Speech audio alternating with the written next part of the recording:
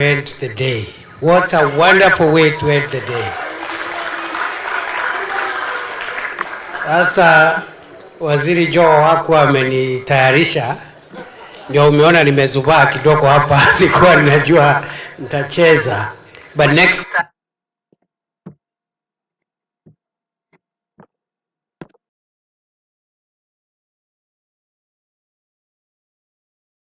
prepared. So naomba msamaha. Next time I will be more prepared. I will dance properly.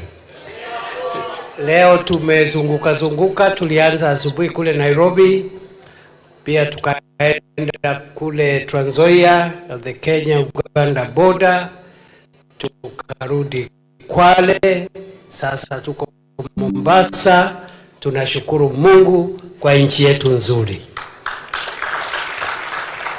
Nataka niseme hivi kwa ufupi. Kwanza kabisa, nichukue nafasi hii kuwashukuru vijana wote, waume, wa kike, wote, vijana wote walio hapa kwa kufanya uamuzi wa kushughulikia maisha yenu na kuwa na mwelekeo na msimamo wa kujua ya kwamba kile unachofanya sasa ndicho kita kufaidi na ndicho kita hakikisha kwamba siku ya kesho na kesho kutwa na siku zote za usoni sitakuwa salama kwako. Ukiwa kijana leo, ndio ukuwe mtu mzima kesho, ukuwe mzazi kesho, na pia upate wajukuu.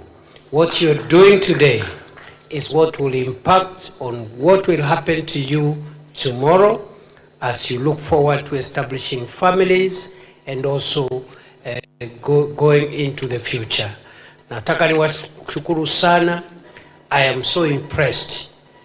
I cannot express the kind of gratitude and joy and fulfillment that I have after listening to the young people, some of whom who have spoken here and the others who spoke during the presentation up in the boardroom.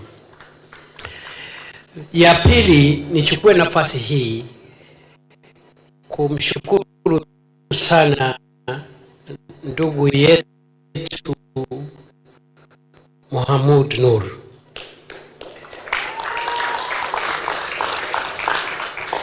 Nimeona watu wengi katika safari yangu hapa duniani. Nimefanya kazi zingine kabla hata niingie siasa, na nimekutana na watu wengi katika Kenya hii yetu, lakini sikujua ya kwamba kuna watu katika hii Kenya yetu ambao wamejitolea kiasi vile huyu muungwana amejitolea.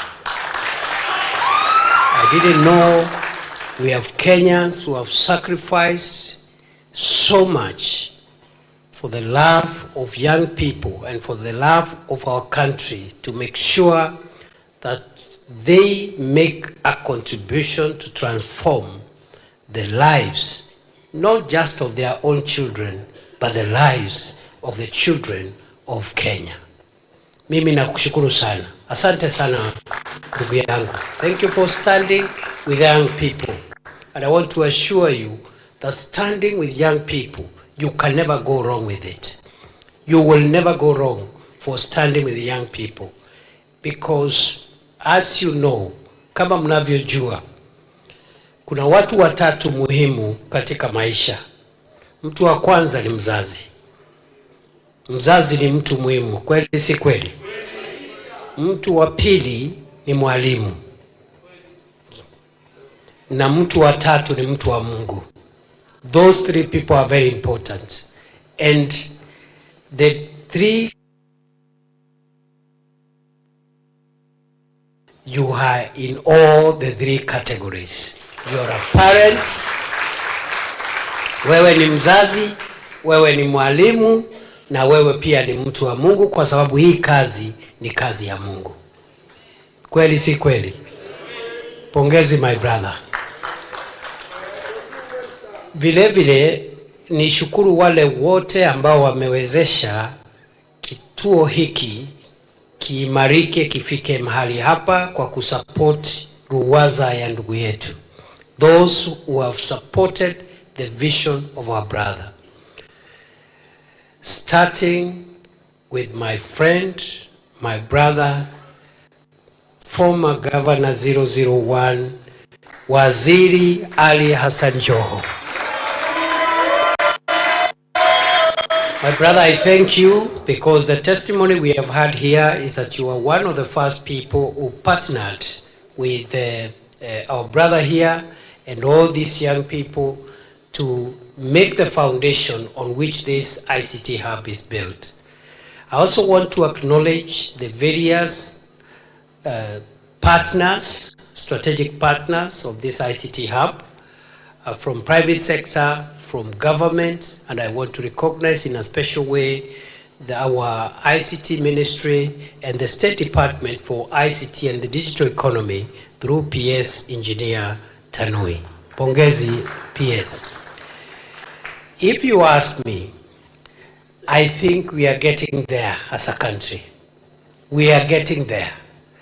We are getting to where our founding fathers wanted our country to be. Those who fought for the liberation of our country wanted, one, a united country.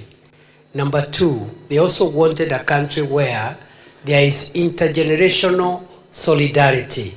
The older people, the not so older people, the young people, and even future generations of the unborn support each other so that our country has a sustainable intergenerational handover.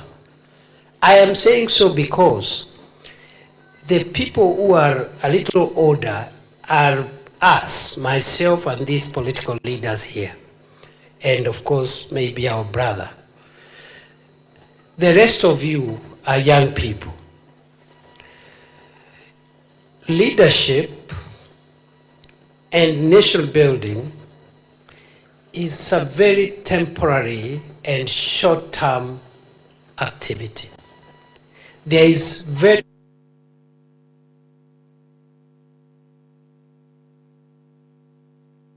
little that those of us who have reached where God has put us now have left. Our investment, if we want Kenya to stand, if we want Kenya to remain strong and united and prosper, we must prepare. Because we are assuming today, because we will not be here for all the time. True or false? Sisi hatutakuwa hapa milele. Kuna wengine wamekuwa katika nafasi hizi, muda wao umekwisha, wamestaafu, wametoka katika nafasi hizi. So we have a duty as government, as leaders, as parents to make sure that the things we want these young people to do, we facilitate them, empower them, mentor them, and make it possible for them to realize their dreams. And therefore, as I stand here, I'm a very proud Kenyan. I'm a very proud parent. I see the future of our country is secure. When we have young people dreaming and envisioning a society where people thrive, not because they know other people, not because they are related to this one or the other one, but they thrive because they have talent and there is something God has deposited in each one of you. When we have that kind of society, that kind of generation, we are sure the future of our country is secure. Niseme, I want to say that President Ruto, who is out of the country, his dream and vision is to make sure that we solidify not just the unity of our country, but we solidify intergenerational capacity and solidarity support to ensure that tomorrow other younger Kenyans can take over leadership and the roles that those who are here today are playing. That is why I want to explain two things about the unity of our country and how we should stay together, the people of Mombasa, the people of Kisumu, the people of Marsabit, the people of Kajiado, all our 47 counties. We are unique. Each county is unique. Our cultures could be a bit unique, but all of us are children of one mother called Kenya. And one of us, no part of this country can succeed if the other part is not succeeding. That is why President Ruto, after winning the election, reached out to his competitor in the last election. And I am proud today when I see this gathering here of leaders, because it would not have been possible if President Ruto and Prime Minister Raila Odinga did not put aside personal differences, personal ambitions to unite the country so that we can realize our full potential. So mimi nashukuru sana. I am a believer in national unity, a very strong believer that we cannot realize our potential until we are a united country. The second issue that President Ruto believes in outside national unity is that this country has achieved a lot of milestones. Our forefathers fought for independence.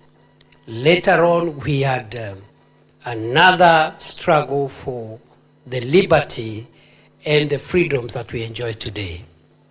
The third struggle that this administration and all of us are trying to rally the country to overcome is the struggle against poverty, against need, and against distinction. And therefore, today, the Kenya Kwanza administration program, which now we are implementing under the broad-based administration of William Ruto, it puts empowerment of young people, the transformation of the country, and the economic well-being of the people at the forefront of our plans, policies, programs, and projects. That is why we believe that we will lift Kenya, every part of Kenya, by transforming the value chains that are available in the different regions. And for the people of Mombasa, God placed the ocean next to you for a purpose. And therefore, the greatest resource we have as the people of Mombasa, the people of the coast, and Kenyans generally, because of our shared heritage, is the blue economy. We want to transform the blue economy, as Waziri has said. And today, the minister who is in charge of all the blue economy resources of Kenya, mining, maritime affairs, is none other than our son, our brother, Ali Hassan Joho. I see no reason why, going forward, this blue economy value chain should not be able to transform the well-being of the people of Mombasa. And you know, Minister Joho, we will support you. The President will support you. We will all support you. All of us in cabinet, the PSs, all of us will work with you to make sure that this blue economy value chain is able to be transformed. Our target is to increase the contribution of fisheries and the blue economy resources to the GDP, to move it from the current 37 billion per year to make it to 80 billion by next year, and 2027 to push it to 150 billion. The full potential of the value chain is actually 300 billion. The things we are investing in, fishing, fish landing sites, fish factories, and all the other interventions we are doing are to make sure that this blue economy supports the people of Mombasa and the people of Coast Province. Then, job creation. For us to transform Kenya, we must enhance livelihoods and enable the people of Kenya, especially young people, to have jobs and income opportunities. And I carefully say jobs and income opportunities, because not everybody is even interested in getting employed. Some want to be employed. There are others who are looking for income opportunities so that they can employ other people.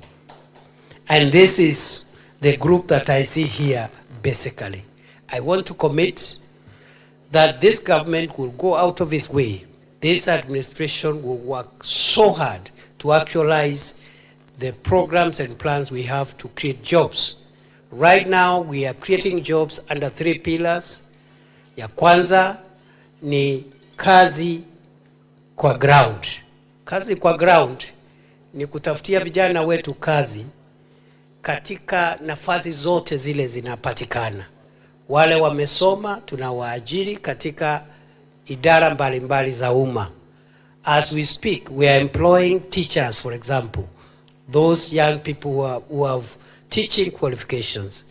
Out of the 20,000 teachers we are employing at the moment, as we speak, 477 are from Mombasa County. We have other employment opportunities in the national government, in county governments. We have employment opportunities through the affordable housing program, where we are providing job opportunities. We have other job opportunities in the private sector through government facilitation and interventions. But not every young person will get a job under the Kazi Kwa Ground program. So we have another program. It is called the Labor Mobility Program, ama ukipenda Kazi Maju. Kazi Maju is a program to assist as many Kenyan young people as possible who have skills and talents and qualifications and are looking for jobs, to get those jobs anywhere in the world, facilitated by the government of Kenya. We have offers in the Middle East, we have offers in Europe, in Germany and other places. That program has started taking off recently because we needed time to organize the bilateral labor agreements. And those who are going to work abroad, we are not sending them away. We are not exporting our young people. It is labor mobility. The same way somebody can be born in Mombasa, but they work in Nairobi. They have not left Mombasa. They are working in Nairobi. Every 2 weeks or at the end of the month, if they wish, they can always visit Mombasa, isn't it? So and today, because of technology and advances in transport and communications, if somebody is working in Dubai, the person working in Dubai, if they want to come to Mombasa on a Friday, they will reach here faster than the person coming from Nairobi by road, coming back to Mombasa, isn't it? Kwa hivyo, that Kazi Maju program is another pillar. Kazi Kwa Ground is another pillar. The third pillar is Kazi Mtandaoni, which is where many of you are featuring. Kazi Mtandaoni means there are jobs in the digital space. Some of you have spoken here with your stories about how you found opportunities as online data analysts. One of the speakers here said so. They found an opportunity as an online data analyst, and they are looking for support so that they graduate into being online data scientists. Others are content creators. Others are involved in business process outsourcing. Others are app developers. Those are jobs. But also, these jobs are coming with business opportunities, and that's what I've seen here from the Swahili ICT Hub. Business opportunities to grow your businesses. And I'm so moved by some of the impact stories I've had here. Therefore, going forward, we are going to take Swahili Port Hub as the model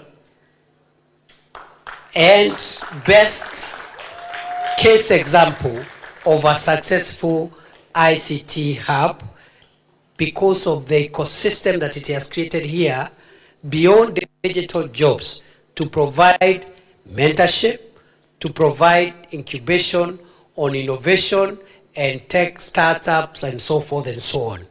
So you are going to use you as a model, and we will empower you and support you as government to support other hubs, because we need to devolve what you're doing here even within Mombasa, so that the young people don't have to spend a lot of money coming here and going back every day. They can have a hub which is nearer to where they live, and they can use it for the things they are using this hub for. So we will assist you. We'll assist you to get the land that you're looking for. You have said you're looking for 20 acres. I want to assure you on behalf of government, we will look and get and provide the 20 acres. So I want to ask you will work with the PS ICT, and if you need any further support, Waziri is there, but you work with the PS ICT. We will consult all of us, including our brother Waziri Joho. We will get the 20 acres that you require to expand this. I also want to commit that any other support that you require, please let us know what it is, because when I listened to your testimony, your own testimony, you are very particular about what every person has done to support you. And I realize you did not mention me because I have not supported you so far. So I hope by the time I come back here again, because I really want to come back, you will also testify that I have also done something to support this facility. The other thing government is going to do is that we are going to roll out the establishment of 1,450 ICT hubs across Kenya, one in every ward. One in every ward in the Republic of Kenya. We have had difficulties in rolling out that program. Some of them have begun, including those that we have established in TVET institutions. Around 272 hubs are operational, but we want to make sure that each constituency, working with members of parliament, in each constituency, every ward in Kenya has an ICT hub, which can be incubated by a bigger ICT hub, which is the model along the lines of what we have here. So we can have maybe in a county or a constituency, one model one and one others which will, lower one, which will be mentored by the model as ICT Hub Center. So we are rolling out that program. I think the first 100 will be launched as soon as I get back to Nairobi. I have already convened all the ministries, departments, and agencies, as I was directed by the President, to make sure that the first 100 out of the 1,450 in the ward level, they start getting set up so that in the next few months they can add to the already existing 272 hubs which are already operational. So going forward, we hope by 2027 we'll have reached that target, and the opportunities are immense. The opportunities are immense.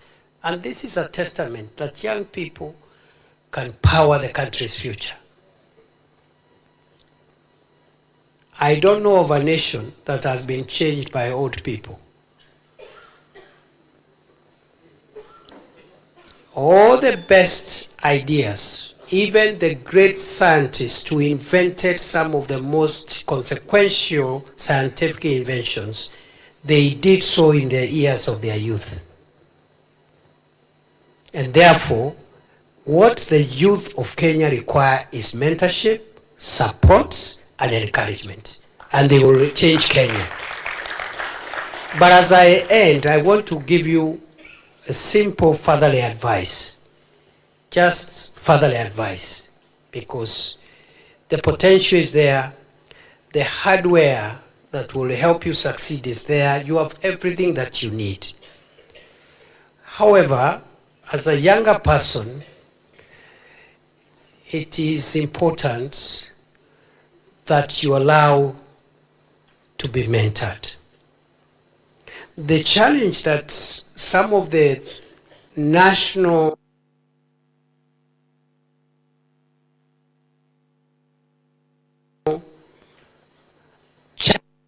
challenges we are having now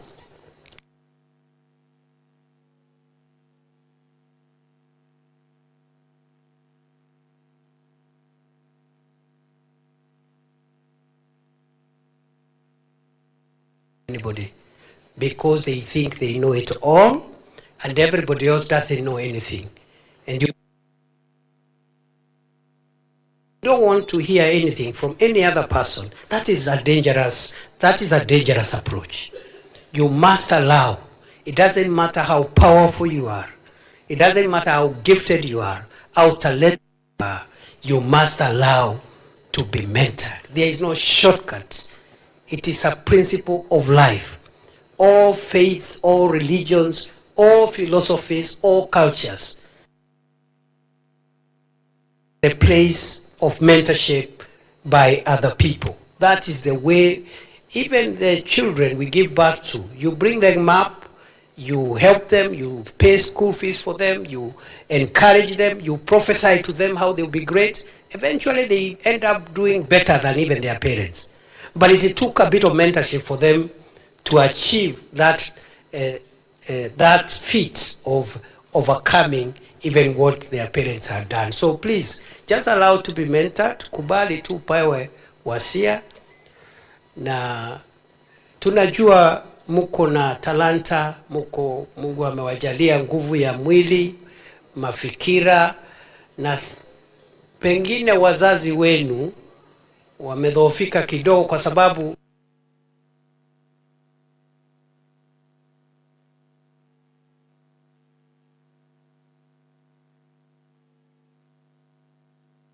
tunasema ya kwamba hata kama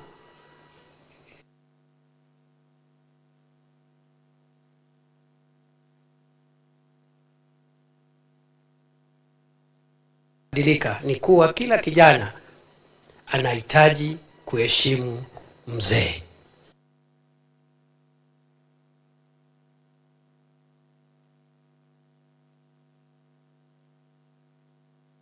Kijana wake. Siendi pale kusema mimi naibu wa rais wa Kenya. Sijui kama tunasikizana. Ukifika kwa mzazi, anakuwa mzazi. Please let us preserve this nation. You are an engineer, you are a content creator, you are an app developer, you have a bright future, but please submit to mentorship. That is the only missing link to help you unleash your full potential. Mimi nimesema leo niongee hii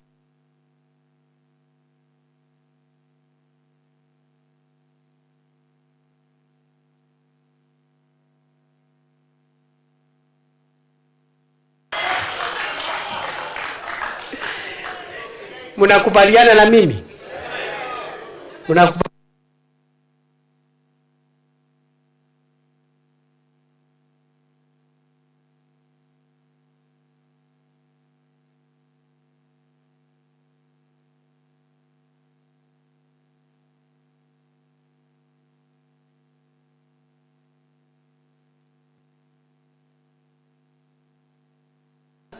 Na washukuru sana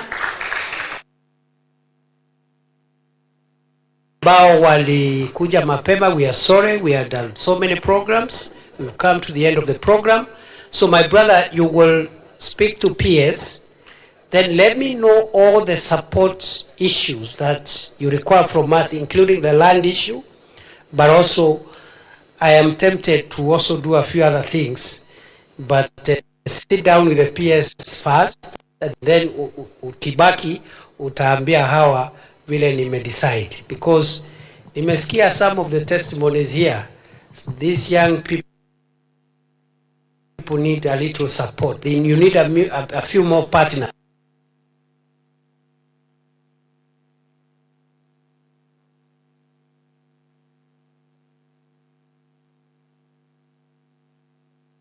You know, a conceptual clarification, and my brother Waziri Joe, unajua yeye yako nyumbani, ako area. Of course tumetoka kazi, but he's lucky is still within home region, so he'll allow us maybe to proceed. Na yeye ndio atapanga, sijui atapanga vipi, kwa sababu pia kwa wale walikuja mapema tulikuwa tumesema ya kwamba njia ya kusema pole ni kuwatakia kila laheri jioni kama hii. So I'm going to leave 500,000 ili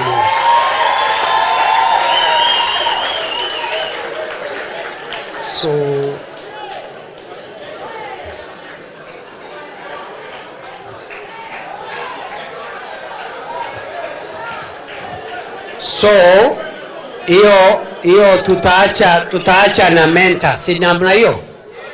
Hiyo 1,500, hiyo 500,000 tunaacha na mentor. Hiyo tu ni ya kusema pole, tumekaa sana, upate kinywaji na Mungu awabariki. Thank you very much. God bless you.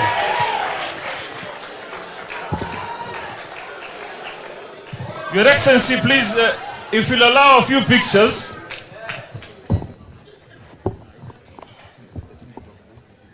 Yeah, there's about 3 groups, but there's one particular one that if you'll allow me, Your Excellency, wale wako na picha ya bosi yangu wale, tafadhali kujeni kwanza, alafu the organized ones. The time.